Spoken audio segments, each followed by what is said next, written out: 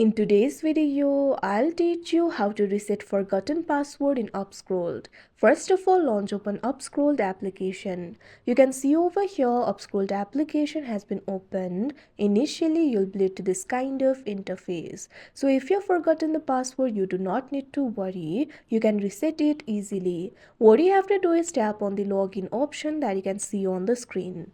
Now once you do that, you'll be led to the login interface. Over here, you'll be able to find this option for forgot password. Tap on it. Now you can see over here you'll have to enter the email address associated with your account. Make sure to enter the correct email address. Now tap on the next option that you can see on the screen. Now once you do that, you can see over here the verification code will be sent to the email that you just entered. What you have to do is launch open Gmail on your device. Make sure you're logged into your account. You can see over here UpScrolled has sent me the email. Tap on that email. Now in this email, you'll be able to see the verification code.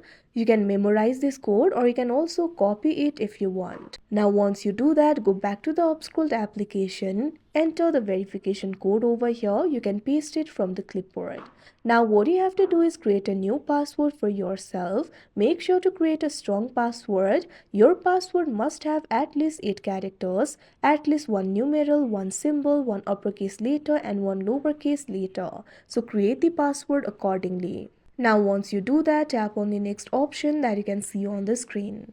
Now you can see over here your password has been changed successfully. Enter your email or handle and password in order to log in. Enter the new password that you just created. Now tap on the login option. Now you'll be logged into your account with the new password. So like this, you'll be able to reset the forgotten password. So that is how you reset forgotten password on UpScrolled. I hope you found this video helpful. Thank you for watching.